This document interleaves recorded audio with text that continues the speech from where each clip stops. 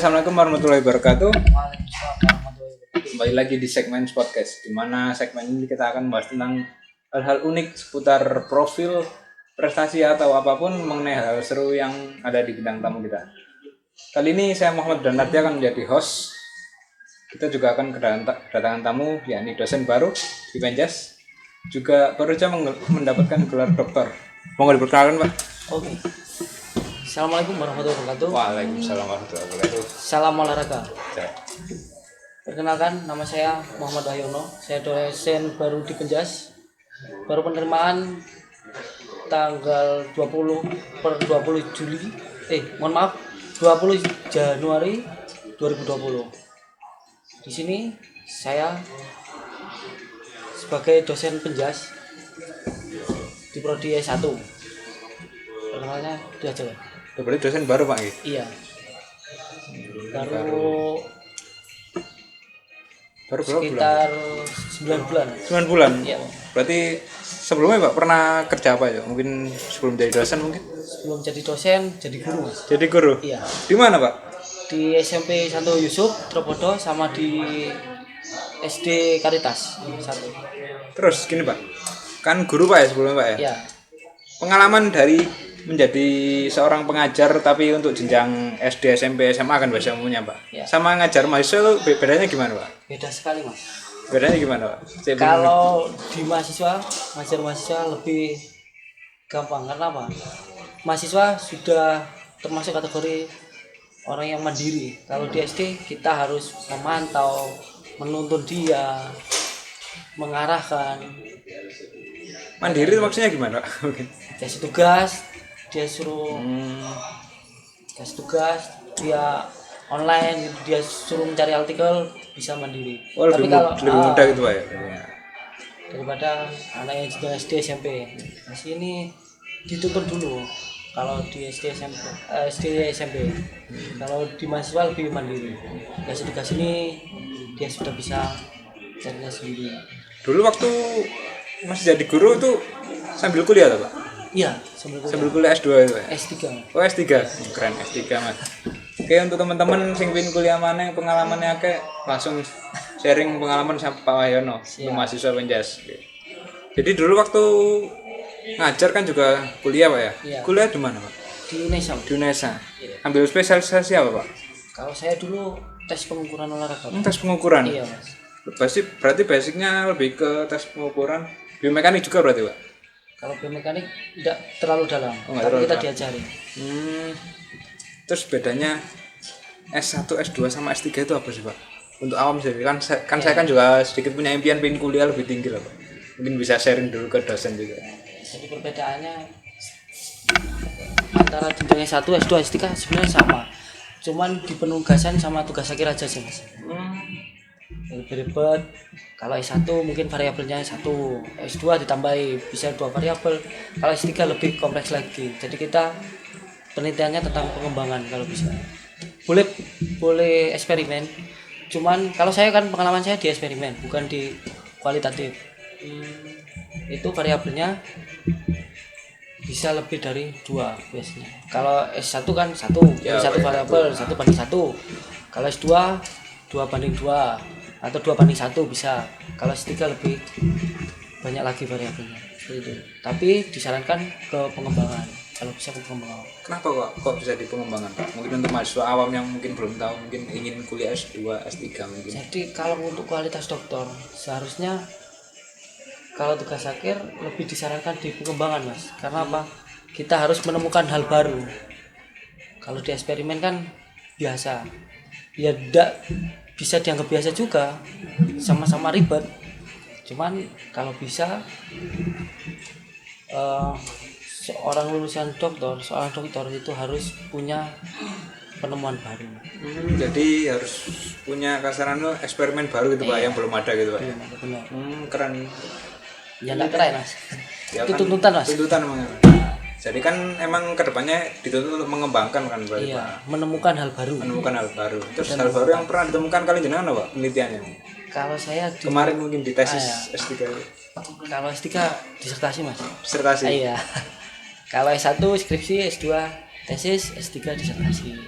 bedanya skripsi, tesis sama disertasi itu apa Pak kira-kira? Ya itu tadi mas. Oh itu tadi Pak. Tadi. Perbedaan di variabel itu. Variabel, terus ya kebanyakan sih di variabel. Kalau kuliah sama, semua kuliah pasti ada tugas, pasti ada pembelajaran. Terus Tugas-tugasnya lebih kompleks. oh lebih kompleks lagi. Apa itu mungkin nek dibilang bisa lebih mengerucut gitu Pak? Contohnya nek emang S1 kita ambilkan contohnya pendidikan jasmani Pak. Terus S2 mengerucutnya jadi pendidikan olahraga gitu. Apa mungkin seperti itu Pak? Jadi kan antara jasmani dan olahraga mungkin beda atau gimana? Kalau saya dulu dari S1, S2, S3 itu enggak linear. Enggak linear. Iya. Beda semua berarti. Iya, beda semua. S1 kebatian, S2-nya penjas, S3-nya ikor. Jadi tidak ada yang berarti linear. beda Pak ya? Beda semua. Yang linear berarti S1 penjas, S2 penjas, S3 S3. penjas. Kalau saya kan beda-beda terus dari jenjang 1, 2, 3. keren. Yang untuk teman-teman dari mahasiswa yang mungkin ingin apa kuliah lagi, sekolah lagi yang lebih tinggi, bisa dipikir bahwa emang pendidikan itu gak gampang, tapi perlu ditekuni dalam menjalaninya. Benar Pak ya? Betul sekali. Teman-teman S1 yang mungkin kuliah masih bolos, kuliah masih ngeremehin. Nah ini contoh nih dosen kita Pak Wahyono. Beliau dari beberapa jenjang yang tidak linear dia masih bisa mengejar yang namanya kualitas. Keren tuh. Terus Pak, pengalaman unik saat dulu masih kuliah apa Pak kira-kira Pak? Untuk motivasi sama teman-teman Pak. Kalau kuliah itu intinya aktif mas. Aktif Pak. Aktif. Yang pertama aktif, yang kedua harus rajin. Rajin. Jangan sampai kasih tugas dan dikerjakan. Itu saja sih. Sama kalau bisa deket sama dosen. Hah? Oh, itu iya, adalah kasarannya link Pak ya.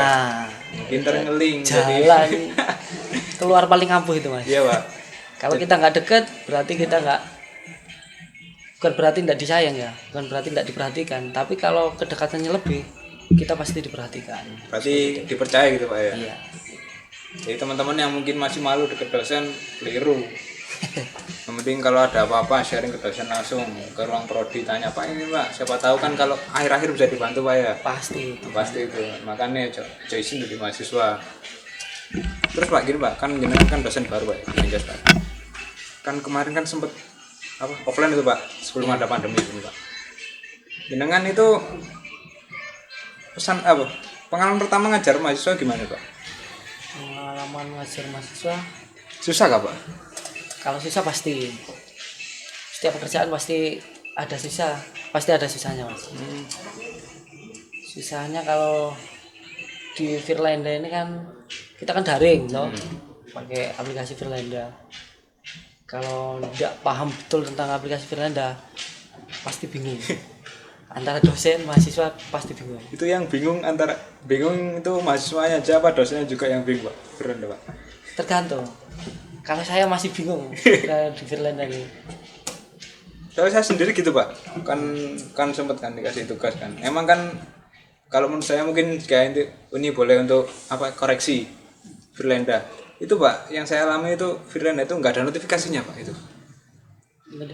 Notifikasi contohnya kan kayak Google Classroom Pak ya. Iya. Itu kan setiap tugas, setiap penugasan yang dikasih dari dosen itu kan ada notifnya masuk. Kalau Firlanda nggak ada, otomatis kita harus ngecek. Takutnya kan kalau ada teman-teman yang masih kerja itu Pak, kan otomatis kan kurang fokus dalam ngecek Firlanda, itu agak susah Pak. Lah terus menurut jenengan mengatasi itu gimana Pak? Kalau Firlanda kan sudah ada jadwalnya toh mas. Jadi katakanlah kuliah dasar-dasar kependidikan kan sudah ada jam pastinya, katakanlah jam 9 sampai jam 10. Dosen itu bisa apa namanya? Perubahan jam gitu. Tidak, kan sudah pasti jadwalnya di situ. Kita kan bisa langsung bisa buka topiknya di situ kan. Dosen ngasih apa, katakanlah PPT atau video dalam bentuk apa. Kan sudah ada jam pastinya, Mas. Jadi katakanlah jenengan yang kerja jam 10. Ya. Ini kuliahnya kan jam 9, kan sudah ada ketentuan jamnya. Berarti Tidak mungkin, tidak mungkin. Waduh, sekarang kuliah jam 10, aku kerja. Kan di situ ada kuliah, harus bisa membagi waktu, Mas. Jadi mungkin itu teman-teman yang tahu yang namanya kuliah itu penting dijalani, jadi nggak ada alasan Pak ya untuk. Iya. Jadi yang meskipun kerja itu emang pilihan kan. Iya. Kan udah kuliah udah kerja gimana pun kan harus bisa bagi waktu. Jangan sampai dikorbankan salah satunya, atau mungkin dikorbankan malah kuliahnya malah parah itu. Soalnya kan emang tujuan kita juga kuliah emang yang utama. Terus Pak, gini Pak, untuk mengatasi mahasiswa yang kadang susah diatur gimana Pak? Kan mungkin banyak tuh di Benjas gitu, mungkin pengalaman lucunya Pak. Selama ini sih belum ada ya Mas ya. Belum Karena ada, saya kan masih counterpart. Jadi kalau ada masalah mahasiswa itu biasanya ke dosen yang utama. Belum pernah ke saya. Apalagi dosen baru. Kita kan masih mengikuti dosen-dosen yang lama. Mungkin aja punya terobosan baru gitu Pak. Terobosan baru untuk Ya untuk mengatasi masalah ngatasi, mahasiswa seperti itu. Kalau saya sih berjalan aja Mas, ngalir aja Mas. Jadi ya, karakter orang kan mesti beda-beda. Iya Pak. Setiap orang penanganannya juga beda-beda. Seperti itu Mas. Kalau menurut lanjutannya sendiri Pak, penanganannya gimana Pak kira-kira Pak? Mengatasi mahasiswa yang nakal. Ya dikasih motivasi aja Mas. Kasih motivasi, ajak ngobrol, apa sih kendalanya selama ini yang dihadapi. Kalau kita bisa bantu, saran ya kita kasih saran, motivasi. Iya. Oke. Terus gini Pak, untuk kegiatan selain jadi dosen Pak, Iya. mungkin di luar ada prestasi apa Pak? Jadi di luar itu pengurus cabang olahraga petang sama kriket Mas. Ya, petang itu olahraga baru, kriket juga olahraga baru. Rata-rata di olahraga baru saya. Di olahraga petang kok gimana Pak? Mungkin ada teman-teman yang belum tahu Pak mungkin. Petang itu olahraga konsentrasi Mas. Jadi olahraga bisa bergu, bisa individu, bisa tim.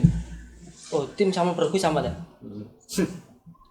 Jadi bisa double, bisa triple, bisa double mix, bisa wanita pria, laki-laki atau perempuan.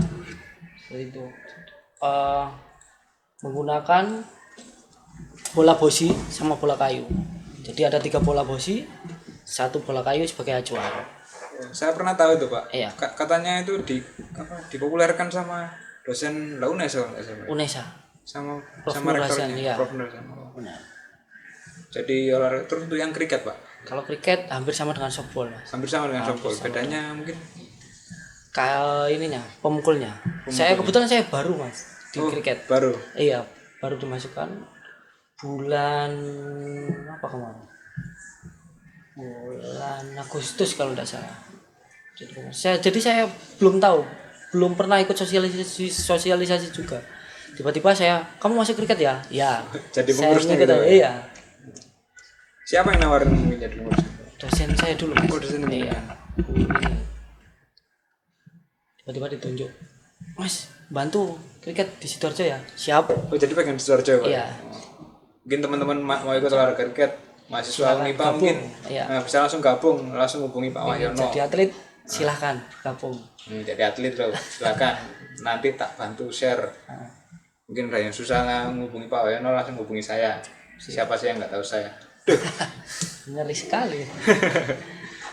Terus untuk selain jadi dosen sekarang, yaitu dari pengurus atau mungkin kerja yang lain, punya usaha mungkin? Punya usaha sih sampingan, bantu orang tua jual beli. Jual beli apa Pak? Jual beli mobil, sepeda motor. Wah, jual beli mobil ya. Iya. Di mana? Di rumah di Sidoarjo. Oh, rumah di Sidoarjo Pak. Sidoarjo mana? Asli Sidoarjo, Tulangan. Tulangan. Iya. Kira-kira kalau kesini jauh nggak Pak? Lumayan, Mas. Lumayan. 1 jam. Naik apa itu Pak? Naik motor lah. Naik motor. Wah. Masih dosen ya. Bukan naik mobil Pak. Waduh, nggak punya mobil.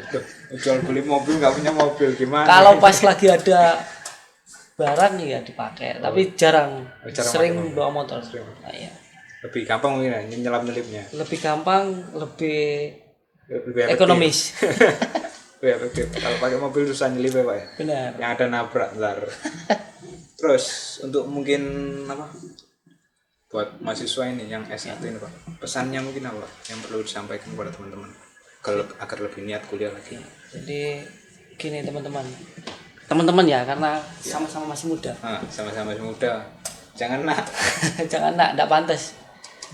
Jadi pesan saya, kalau bisa kuliah itu biaya mahal, apalagi sekarang sistemnya kan sistem UKT, jadi disesuaikan dengan penghasilan orang tua. Kalau bisa kuliah yang aktif, yang rajin, karena apa, kedepannya cari kerja itu susah. Nah, saingan lebih besar karena sekarang kan apalagi kita swasta. Bukan berarti saya mengucilkan kita ya, lulusan kita enggak. Tapi kalau bisa benar-benar aktif lah, benar-benar disiplin, benar-benar tanggung jawab. Jangan sampai kuliah hanya dibuat main-main, dibuat hanya sekedar nyari teman atau ngopi. Ya, bisa aja sih dari saya. Terus gini Pak, kan kebanyakan kan nggak mahasiswa sih, anak muda, mungkin udah kedoktrin sama yang namanya usaha. Lo bisa ngapain sih susah kok ngejar ijazah, takutnya nanti takutnya nanti nganggur atau gimana kalau usaha bisa gitu.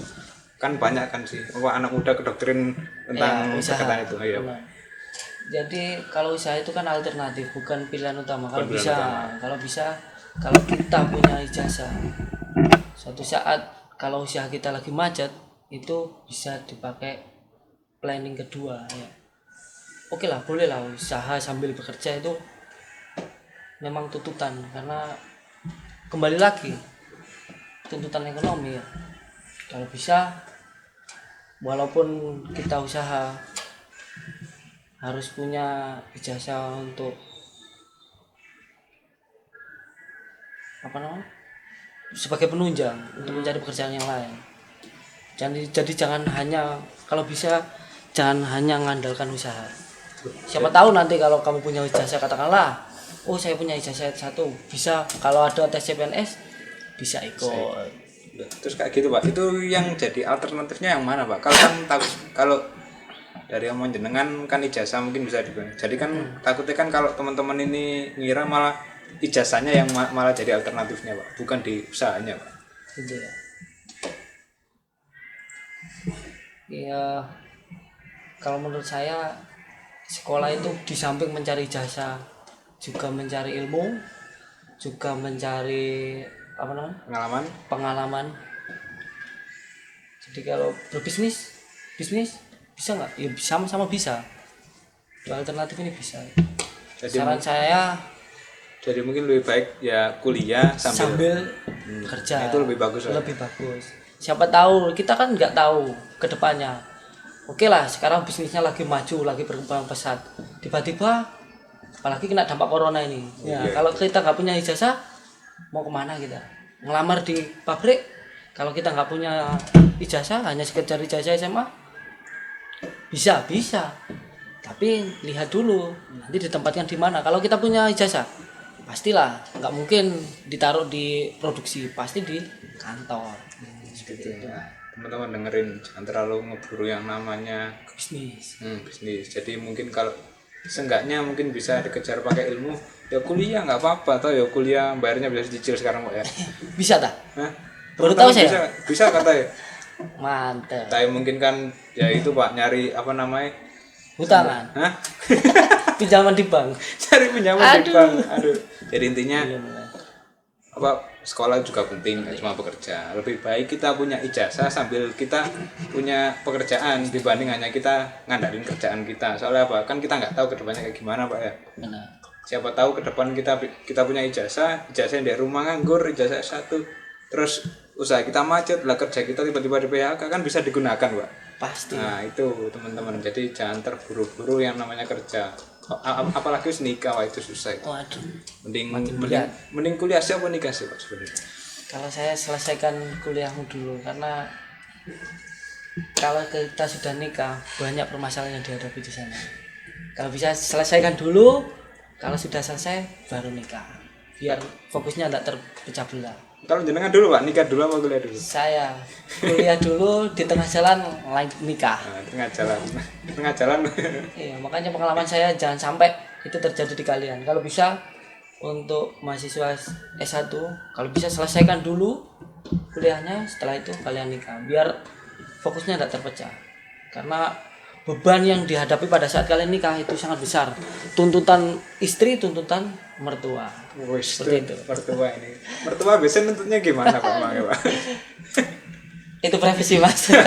Ya mungkin bisa. Siap. Ya nggak apa. Jadi intinya nggak usah keburu. Nggak usah keburu nikah. Nggak usah keburu ngikutin nafsu. Yang penting sekolah aja dulu, cari ilmu, cari pengalaman gitu Pak. Sip. Terus gini Pak, kan kemarin kan sempat ada demo tuh Pak. yang Nah demo itu kan hal-hal politik Pak. Terus itu imbasnya sih sebenarnya untuk apa orang-orang yang kuliah itu gimana? kalau Di sini kan mungkin kan imbas di situ kan yang dibahas kan tentang omnibus law ya omnibus law itu Pak. Itu lah imbasnya ke dunia pendidikan gimana? kalau dunia pendidikan sih enggak begitu berimbas ya. Mungkin kalau orang tuanya memang bekerja di perusahaan itu pasti terdampak. Terdampak. Iya, tapi kalau untuk lulusan kita kan di ini fakultas Psikologi dan pedagogi. psikologi dan pedagogik. Nanti arahnya kan ke pendidikan. Itu tidak begitu berpengaruh. Yang berpengaruh kan yang ada di perusahaan. Kecuali kalau bapaknya yang lagi kerja di perusahaan, waduh kena omnibus law, jadi penghasilannya agak menurun atau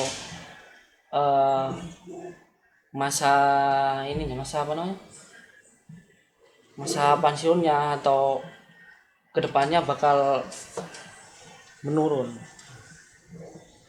Gitu Pak. Terus jenengan ini lah udah pegawai negeri belum ya Pak? Belum. Di sini kan jarang jarang. untuk diangkat jadi DPK. Susah. Lah pingin Pak. Sementara enggak dulu lah Mas. Di jalannya aja ngalir Mas. Jalan ngalir Pak ya. Siap. Oke, mungkin segitu dulu yang ingin saya bicarakan. Mungkin pesan lagi Pak yang lebih penting untuk apa namanya teman-teman lagi Pak. Kan tadi kan sempat kepotong karena usaha gitu dari banyak. Mungkin untuk pesan mahasiswa yang sekarang menjalani kuliah daring nih Pak di rumah agar tidak bosan, gimana Pak solusinya Pak? Kalau bosen sih setiap mahasiswa pasti bosen ya, nggak ketemu Iya, di bosen. temen di rumah ya. Bosan nggak ketulungan Pak bosannya Pak? Ya pesan saya, kalian bolehlah bermain dengan teman di sana di rumah ya, tapi jangan sampai melupakan kuliah. Kalau memang sudah di-plotting jadwalnya hari Senin katakanlah, Senin jam sekian ya ikuti, jangan sampai lupa ya, jangan sampai lalai. Apalagi biasanya kalau mahasiswa olahraga, saya sendiri dulu waktu kuliah Iya Pak. keseringan Iya Pak, sama Pak. sering nongkrong, malamnya nongkrong, besok waktu kuliah Nah, itu. bablas, nggak bisa bangun ya. Akhirnya Jadi nggak masuk. jadi nggak masuk. Apalagi kita kan nggak bisa ngontrol. Kalau online kan susah. Ya memang agak berat kalau online ini. Lebih baik luring sih. Iya Pak. Semua emang berharapnya luring Pak. Luring. Karena pandemi ini ya mau nggak mau, suka nggak suka harus diikuti. Jadi jangan sampai terlena ya. Karena di rumah kan orang tua ngontrolnya hanya sekedar. Jadi usahakan kalau waktunya kuliah ya kuliah. Usahakan cepat selesai juga. Terus untuk dorongan dari orang tua juga penting Pak ya. Pasti. Kalau emang nggak ada dorongan dari orang tua mungkin susah kan. Masa kita sebagai mahasiswa masih melaporkan, Pak, jadwal kuliahku hari ini kan tidak mungkin. Mahasiswa kan kebanyakan mandiri Mas. Seperti itu. Jadi jangan sampai lalai lah. Nah, mungkin seperti itu obrolan kita kali ini. Oke, terima kasih Pak untuk sedikit pengalaman uniknya selama ngajar di sini Pak ya, sebagai dosen baru. Oke, semoga kedepannya semakin berkembang Penjas Unipa dan semakin jaya. Oke, segitu dulu obrolan kita. Saya Muhammad Danarti dan Bapak Muhammad Ahyono. Oke, kami undur diri. Assalamualaikum warahmatullahi wabarakatuh. Waalaikumsalam. Salam olahraga. Jaya. Jaya.